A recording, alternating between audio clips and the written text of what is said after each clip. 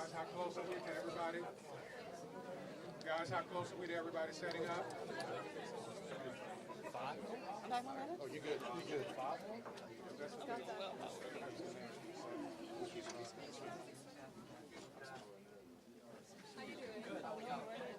Five more minutes. You better bring the fan, huh? I couldn't agree more. Look, we're already at 103. I thought we gave him that. Yeah, where's Jeff? Where's Jeff? I know. Yeah. Kate. He's coming.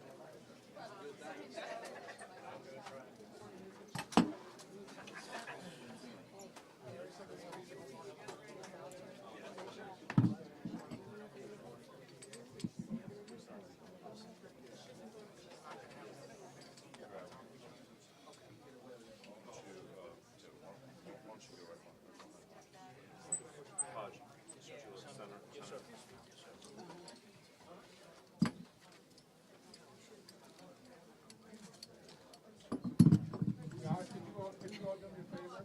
Take your, if everybody can take this tripod and step one back.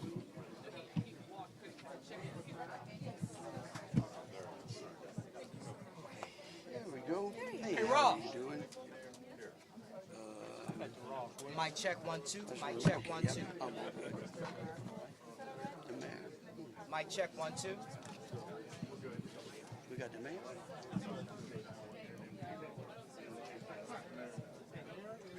Why don't you slide on this side, Madam Mayor? Okay. No, you in the tail. At the end. Yeah. There you go. Yeah, listen. Guys, we got to move these mics. We need to move the podium up just a little bit. We need y'all help with that. You have a mic, just come and grab real quick. The mayor's speaking right after me. Let's make sure she's able to.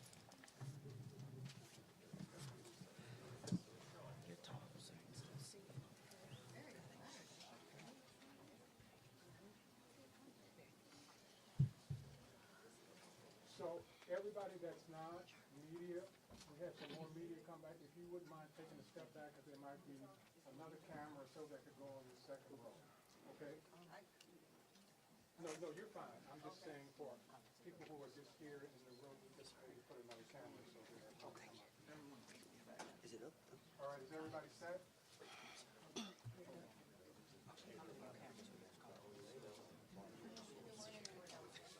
Thank you. Good thing. It was caused the same thing I thought about. All right, is everybody set? Everybody set? Is there more people coming? No.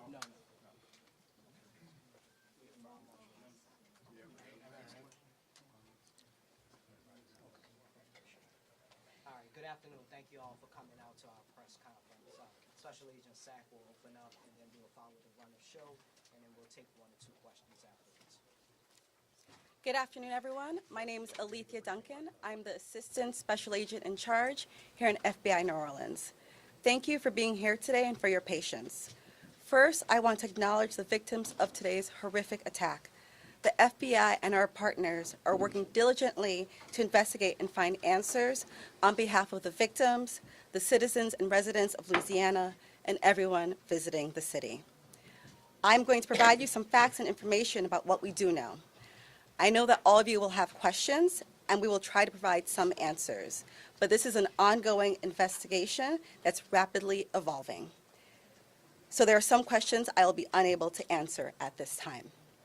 The FBI is the lead investigative agency, and we're investigating this as an attack of terrorism along with our partners. Today at approximately 3:15 a.m. Central Standard Time, an individual drove a pickup truck into a crowd on Bourbon Street in New Orleans, killing at least 10 individuals and injuring dozens more. After hitting the crowd, he exited the vehicle and fired upon local law enforcement. Law enforcement returned fire, and the subject was pronounced deceased at the scene. 2 law enforcement officers were injured and transported to local hospitals.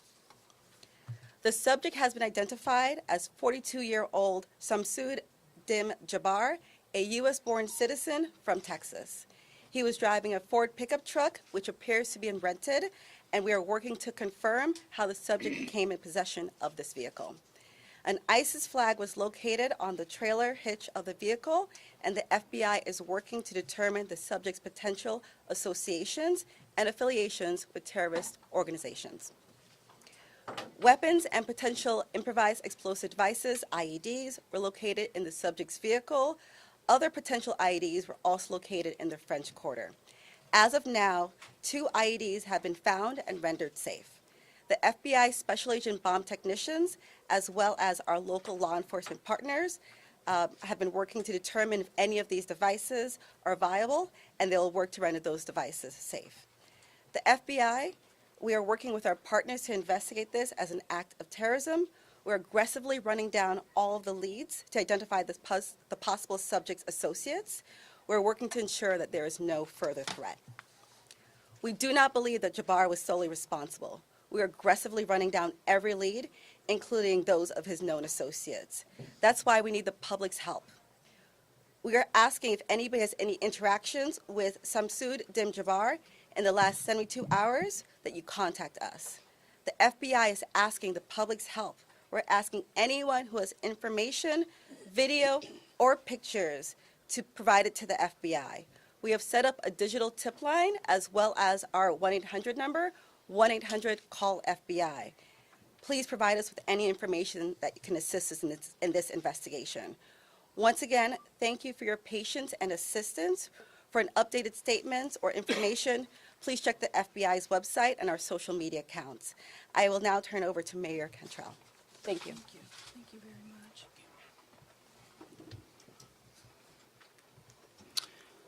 Thank you, Agent Duncan, for your leadership and the full support of the FBI. First and foremost, I want to express my deepest condolences to the families and loved ones that were impacted by this tragedy on Bourbon Street and in the heart of the city of New Orleans. And I know that the entire New Orleans City Council grieves along right with me, no doubt about that, and our people and our families. My priority will continue to be to ensure that victims that remain on Bourbon Street now will be serviced and removed as soon as possible. But as stated, the FBI is in charge of this investigation and are doing everything necessary to make this happen. I also want to acknowledge hearing from President Biden, all of our federal partners, but most importantly, calling Governor Landry this morning, responded with haste, and we do say thank you. And of course, a demonstration of a unified support is right here in this room. That's how we collectively responded to this tragedy in the city of New Orleans. The mission now is to facilitate, support, and coordinate safety procedures to keep our residents and our visitors safe. I've gone to the hospital along with Chief Kirkpatrick to visit our police officers, and considering their injuries, they're doing well. As I mentioned, this investigation is ongoing, and the FBI remains the lead in the investigation. It is an active crime scene as well. We are committed, no doubt, to uncovering all details surrounding this tragedy. And we're taking every necessary step to put even more safety procedures in place, especially given the nature of the investigation. I'm going to ask people to do not go around our secured area if there is no essential need to do so. It matters, and again, it is an active crime scene. I also want you all to know that the Greater New Orleans Foundation has set up a fund to assist victims, and that information will be provided to you. Thank you, Ganoff. Again, I want to thank this unified team We're leaning in, we will be relentless, and we will do everything that it takes to render real justice. This team will. I want to also just thank our citizens for your heartfelt prayers. New Orleans is a world-class city, and I can say that I've heard from world leaders all this morning and up until now, in addition to my brother and sister mayors across this country. They're calling, they're responding, and they're standing with the city of New Orleans. And what they always say and want me to reiterate, they understand the resilience of this community. And we're strong in that regard, and I will say second to none. So with that, I'm going to turn it over to our governor, and as I mentioned, who has not wavered any in leaning in, providing the necessary support, and standing right here with me, and I say thank you, Governor. And I know the First Lady is standing with us as well. Thank you, Madam Mayor. Thank you. Again, I want to thank the mayor. Since about 3:45 this morning, when she called me, we have all been working just around the clock to both secure the city and to solve this act. You know, again, I want to reiterate that our prayers go out with all of those who have been affected by this tragedy. I want to thank our law enforcement officers. I want to thank our medical personnel. I want to thank our first responders. And most importantly, I want to thank the two New Orleans police officers who not only laid their life on the line, but were able to eliminate the threat this morning. Let me say, we have made public safety a state priority from day one. And I think that if you look around me today, right now, and you look at the people who are standing around, that is their commitment as well. We intend to be transparent in assessing any defects that may have existed in the system so that we can address them. It's the only way to ensure that any mistakes that were made are corrected. Specifically, we have been trying and working very diligently to address security concerns in preparation for the Super Bowl since October. And it's interesting because, ironically, in preparation for the Super Bowl, I had intended to issue an emergency declaration tomorrow so that we could bring all of our federal, state, and local agencies to bear in preparation for the Super Bowl and Mardi Gras. But because of the events today, I have amended that emergency declaration and issued it today. So again, that declaration will allow our federal, state, and local partners to bring all of the resources necessary to get this city safe. In light of that executive order, I have also ordered the mobilization of a military police company. I've asked General Freelou to mobilize a military police company to assist both New Orleans Police and LSP and the FBI. It is important for our citizens and guests of this state to know that we are doing everything we can to secure their safety in this city. We want to make it clear, the Superdome and the surrounding area is safe. But I've always said that the safety of this entire city is something that is always paramount to me. With that, I would like to turn it over to Jeff with the Super Bowl Commission. Jeff Dunley.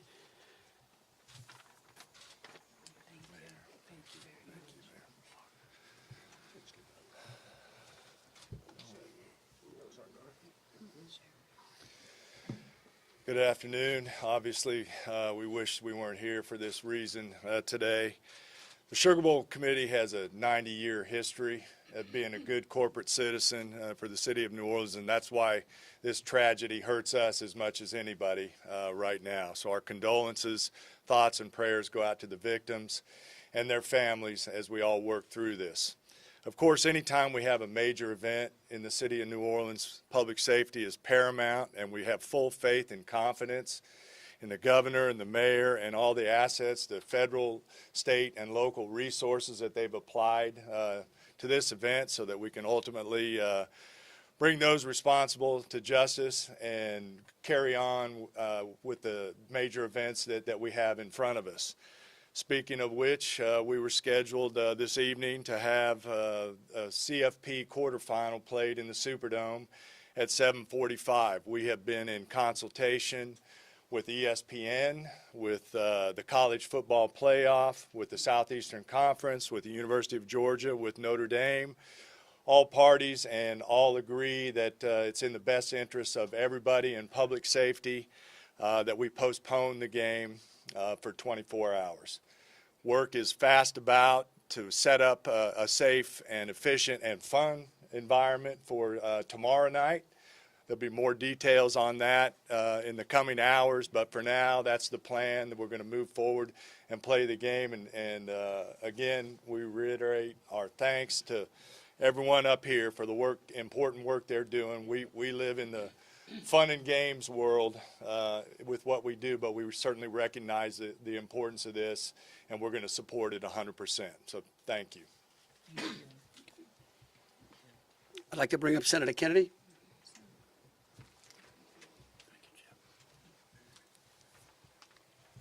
I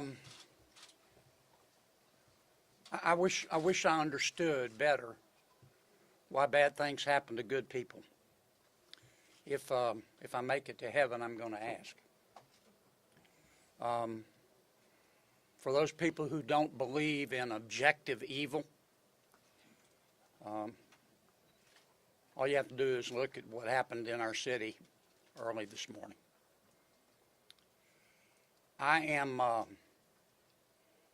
If this doesn't trigger the gag reflex of every American, every fair-minded American, I'll be very surprised. I'm here because these are my people. I'm here because these are my people's friends.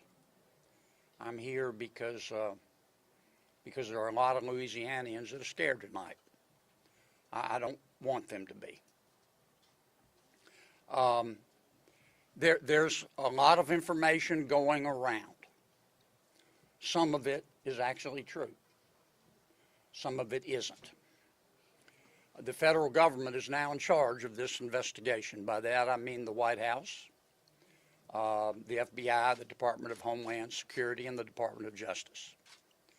I have not talked to the FBI. Maybe they've talked to my staff. I don't know. I did talk to the Secretary of Homeland Security a little while ago. And I told him that with all the respect I could muster, that we expect to put the full force and resources of the federal government behind this investigation. Our state troopers, our local police departments, our sheriffs, we've got many sheriffs here today, have been terrific so far. The federal government is cooperating with them. I hope that will continue. Here's what I want to ask from the federal government. Catch these people. Catch these people.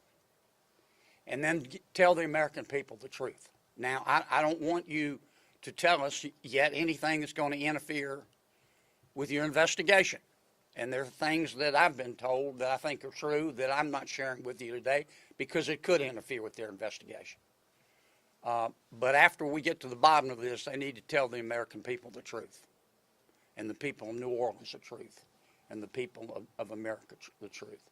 I think the mayor and the governor are very wise to postpone this ball game for 24 hours.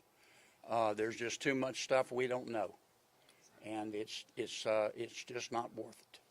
But I guess my final point is, I will promise you this: I will, when it is appropriate and this investigation is complete, you will find out what happened and who was responsible. Or I will raise fresh hell.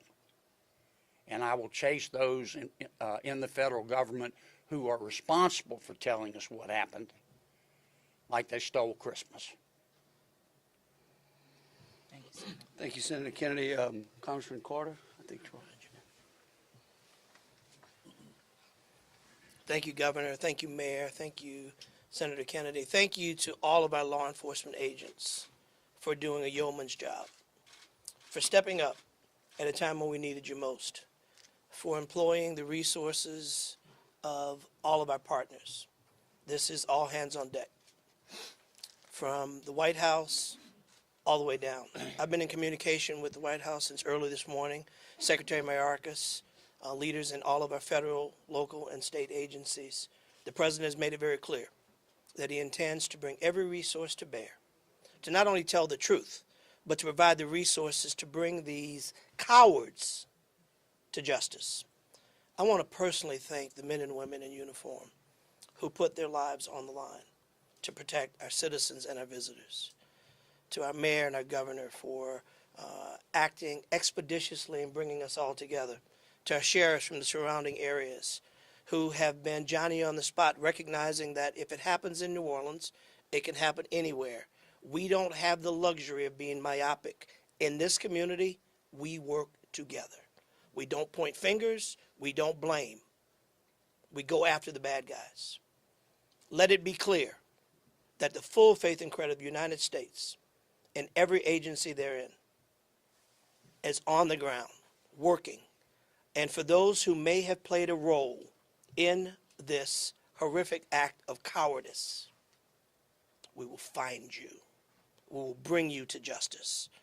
New Orleans is a place that heralds its ability to protect its citizens, that heralds its ability to manage major events, Super Bowls, Sugar Bowls, Mardi Gras, Jazz Fest, Essence Festival. You name it, no one does it better than law enforcement in New Orleans and in the surrounding area. Kudos to those 2 officers who've been wounded. Our hearts go out to those who lost loved ones. Our hearts go out to those who are wounded and on the mend in the hospital. Citizens, now is the time to stay calm, to be vigilant. This is not a time to come out to sightsee. Listen to your federal, local, state officials. Be vigilant. If you saw something, say something. If you know something, tell someone. There are tip lines, there's information available. Please, all hands on deck. Rest assured that the decision that was made to postpone the game was not done lightly. It was done with one single thing in mind: public safety. Making sure that the citizens and visitors of this great city, not only for this event, but for every event you come to in Louisiana, that you will be safe. And we will use every resource possible, as the governor has said, as the mayor has said, and every law enforcement agent here has said. Our energy, our commitment will be to make sure that you are safe now and for every event in the future. God bless you, and let's stay strong. Thank you, Congressman. Attorney General.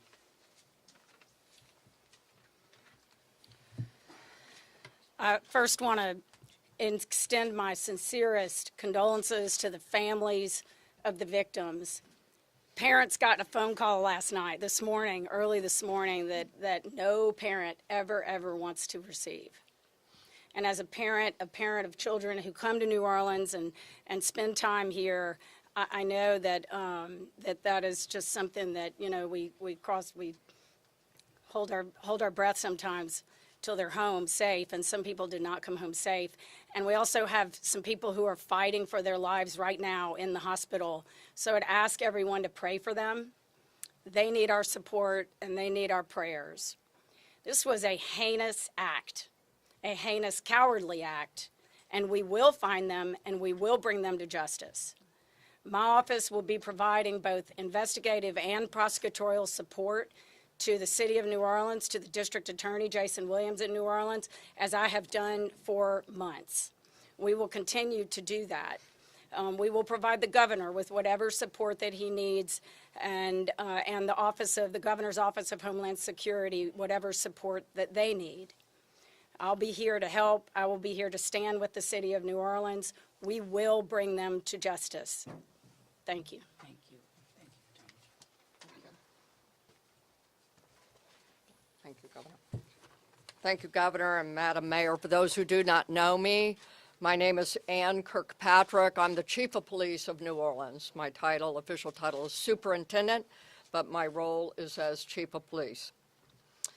You know, you've heard some of the details today, and over the last 24 hours, we had approximately 400 officers in the French Quarter. And as we know, this is not just an act of terrorism. This is evil. And when we face evil, we have a choice. We can run in fear, or we can indeed stand in strength. In a time of crisis, people are looking for leadership. You are looking at the leadership.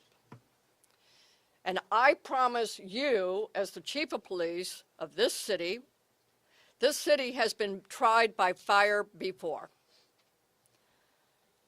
But fire purifies. Fire makes things stronger. We have a plan. We know what to do. We are going to get these people. There is a path forward. Very pleased that we will be back to having a wonderful game tomorrow night. New Orleans police have proven their ability to make the city safer. Just 2 years ago, we were the murder capital of America. Today, from that time 2 years ago, we have driven our murder rate more than 50% down. So we have a track record. But this is different because it's terrorism. Now, I want to thank all of our law enforcement partners. You're fabulous, and we appreciate the partnership. But last night, 3 of our officers engaged this terrorist who shot at them. 3 of the officers returned fire. Those officers did not run in fear. I liked what the mayor said this morning. New Orleans police and all law enforcement is built.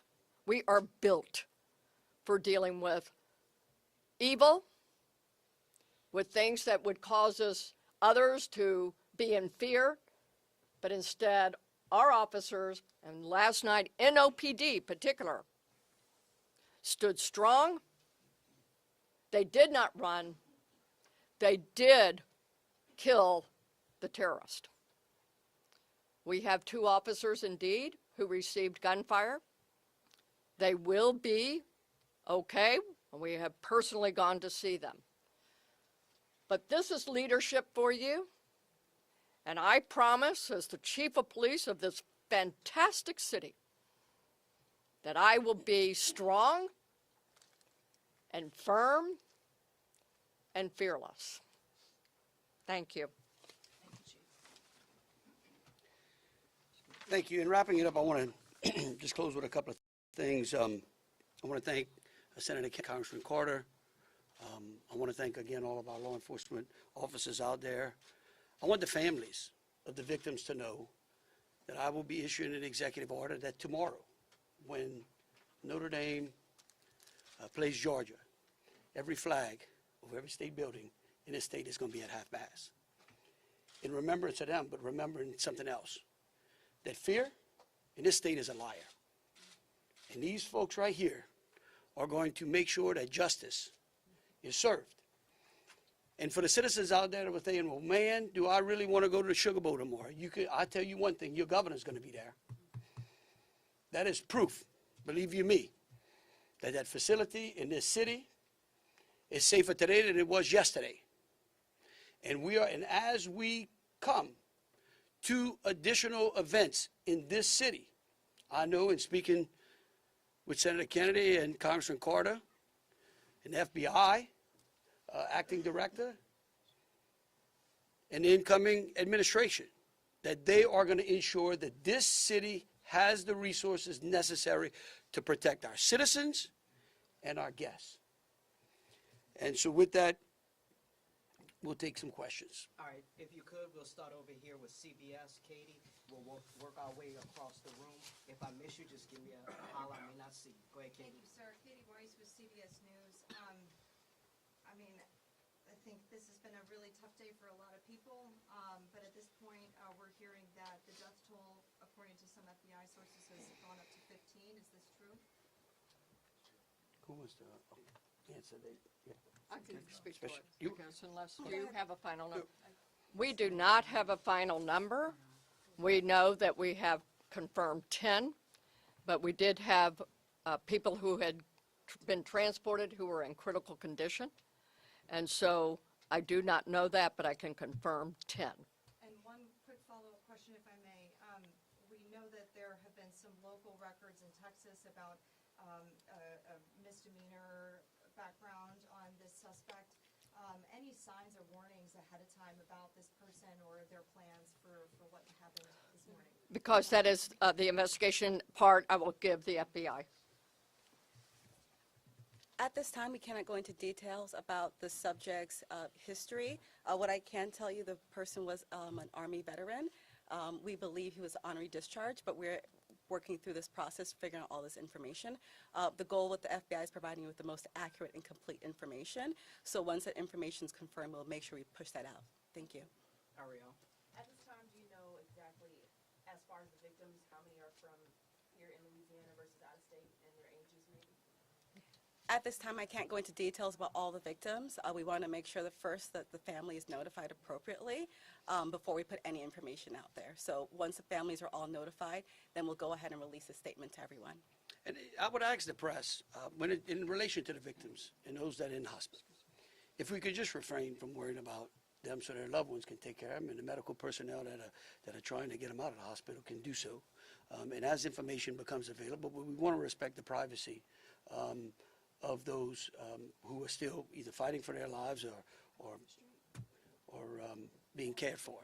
Thank you. A follow-up, if I may. Go ahead. You guys mentioned accomplices. You don't think that the suspect acted alone. About how many more suspects are you guys looking into at this point? It's a range of suspects. Right now with the FBI, we do not run a rule anything else, so that's why we're asking if anyone has had any interaction with the deceased subject Jabbar in the last 72 hours, provide us with this information.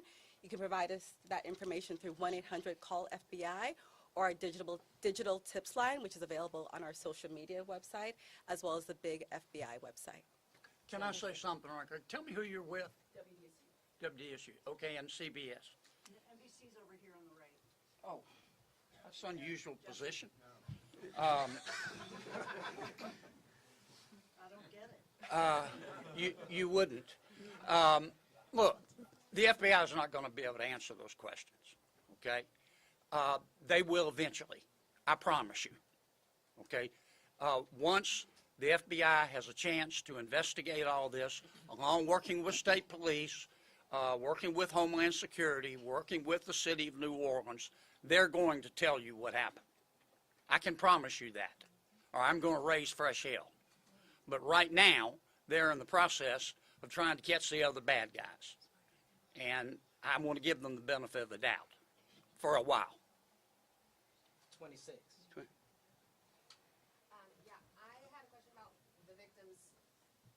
I know that there was obviously gunfire exchange, so I guess how many victims were shot and then how many were injured?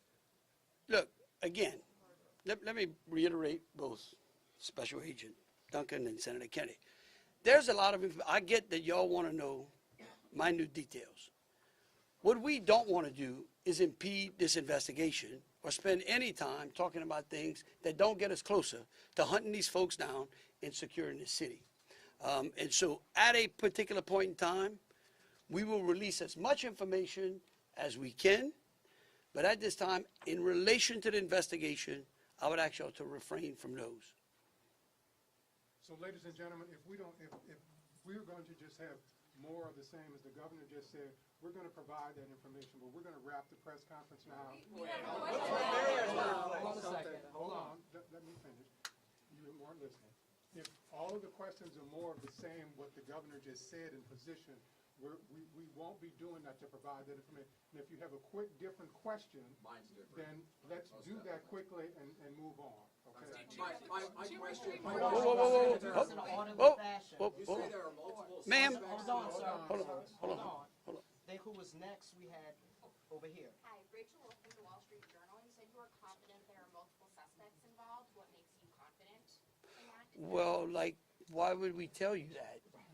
Again, I mean, look, again, we want to answer pertinent questions. But anything that would lead to impeding or endangering this investigation is not going to be said, okay? And we will, as information unfolds, this is a very fluid process. And remember something too, we're doing two things. We're hunting some bad people down and we're securing the city too. We're getting ready for a Sugar Bowl tomorrow. So if y'all would, again, if you have questions regarding Sugar Bowl, the safety of the city, or something to that effect, we're happy to answer. Okay, go ahead. Go ahead, Alyssa. Usually in parts of the French Quarter, specifically in parts of Bourbon Street, there are bollards. We're hearing that some of those may have been down because of repairs. Can you speak to that? And maybe was there any backup option of putting a truck there or an NOPD car there? Well, let me tell you, yeah, one, I'm going to let the mayor answer. I want you to know that's one of the first things I thought of this morning when the mayor called me, okay? And I will tell you that whatever the problem was is going to be solved. Thank you, Governor. Thank you, Governor, and thank you for the question. I do understand that it's been on your radar since this morning. As it relates to the bollards on Bourbon Street, over 10 years ago, over 10 years ago, the city of New Orleans implemented an infrastructure project placing bollards on Bourbon Street. Shortly thereafter, the malfunctions of those bollards ensued from Mardi Gras beads on down. But the New Orleans Police Department, of course, deemed them inefficient because they did not operate the way that they were intended to do. Because the city of New Orleans is hosting Super Bowl this year, it gave the city of New Orleans an opportunity to go further and deeper with infrastructure improvements, as we've been talking about.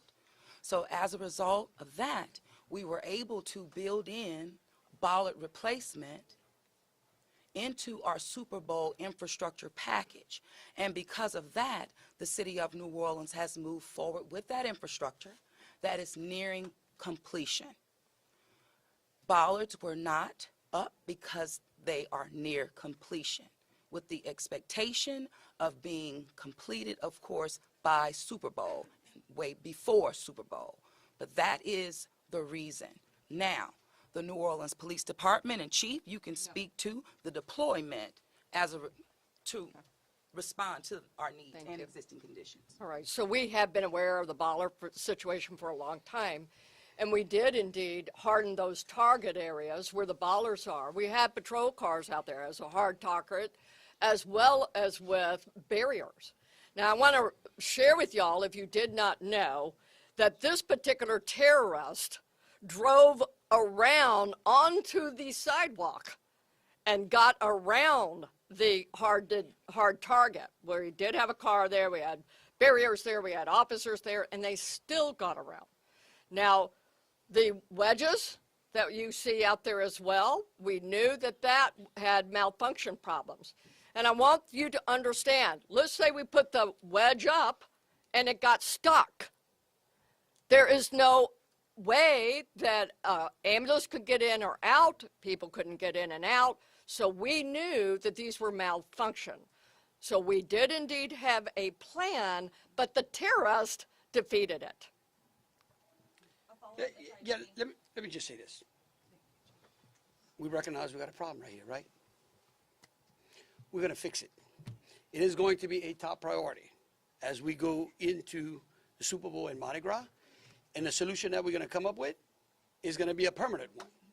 It's going to be placed into the standard operating procedure of having major events and securing that quarter.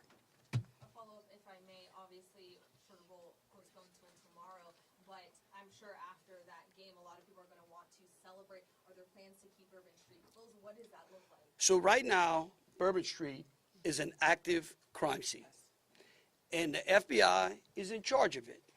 When they clear it, and it does not become an active crime scene anymore, we're going to open it up. Potentially. Fox 8. Can we ask about this military police presence that you want to call it? Is this a private security like Blackwater? Also, would that be a first that a private security firm is mobilized to supplement local and state law enforcement? No. We're not. This is our National Guard. These are our citizens that we bring it in. It's a military police company that we recognize we need some more resources. We need some more boots on the ground because, again, what we're doing now is twofold. We've got an active investigation, and we've got enhanced security. Before this event, we were just enhancing and working on security. So we brought some additional resources. Jesse Kirsch with NBC News. Thank you for holding this press briefing. I just want to clarify something first. You were just talking about bollards that are being repaired, talking about a lift gate that are replaced and then a lift gate that's not been working. Was there a vehicle in place of that lift gate last night? Were there things in place of those bollards which are being repaired? Sure, the chief spoke to the plan in place, and that is yes. That was indeed. So anything that is currently in the midst of being repaired had a backup replacement? It had vehicles and officers were there where all of those ballasts have been. We had that, we knew, so we did have it. And like I said, in this particular case, terrorists just went all the way around up onto the sidewalk. And what about for the lift gate? Was there a vehicle like backing in and out to block that lift gate area, or was that just down and open? Because that's what we've heard from witnesses. Chief, Captain. The reason I'm calling the captain, he's the captain over that district, and that is a question I'm going to let him address for you. Good evening, everybody. I'm Captain LaJean Roberts of the 8th District. Yes, we did have a vehicle strategically placed right in front of the wedge, preventing access onto the roadway. And in terms of the framework of security that was already in place on Bourbon Street, I know this is an ongoing project of improvement, but with how that was all aligned, was someone getting up on a sidewalk considered impossible or nearly impossible, or was this not something you expected you would have to account for? Yes, of course, it wasn't something we expected to account for. The bollards they're actually wedges. They're strategically placed 5 locations throughout the French Quarter on the roadway. This particular terrorist drove onto the sidewalk behind the police car to gain access to the 100 block of Bourbon Street. So if you're worried about someone ever driving down Bourbon Street, why weren't you worried about someone driving up the sidewalk in the same way, or at least bracing for you the same way? Okay. All right, look. We could go on what ifs forever. This is evil. And that guy could have easily gone down the sidewalk of Canal Street, where there were a ton of pedestrians on there as well. And there are. That's right. They're right. Right. But just want you to know, however, we recognize, I said earlier, that where there are defects in this system, we are going to be transparent, and we are going to address them with the city and make sure that we fill those gaps as best we can. Chelsea Brazen with Axios. I have a question just about sort of ongoing public safety today. Special agent mentioned 2 possible IEDs. Were those in the same location? Should residents in the French Quarter or elsewhere be concerned about potential other situations? The 2 IEDs, they were in different locations, and what we've done in conjunction with our local and state partners, we've gone through and done a sweep to identify anything that we thought was suspicious, and we have not. However, as I said before, if the public sees something, please reach out to us so that way we can go through and verify that we did not miss anything. But we conducted initial sweeps, I think, starting shortly after our initial conference. I'm going to thank you, Agent. I do want to share that we have a plan, and we have been implementing that plan. One of those plans is that we have swept all of these areas. The word swept means we have put officers out there as a grid, walking down the streets, every street, in the French Quarter looking for suspicious packages, bags, ice chests, you name it. And they have been walking it as a grid. We've been doing the same thing on Poydras and all the accesses into the Superdome. Part of the safety plan is we have bomb dogs out there sweeping the Superdome and all the exterior area, and we're locking that down. That will be locked down through the game tomorrow. So that's a part of that safety plan, and we've already been implementing it.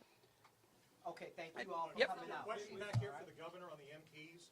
How many MTs will be deployed to New Orleans? Right now, there's I think it's General Freelo, 100? 100. 100, and, yep. All right, thank you all so much. Thank you. What gives you the confidence tomorrow night it'll be safe? Right. I'm going to be there. Me too. Yeah, we're going to be there.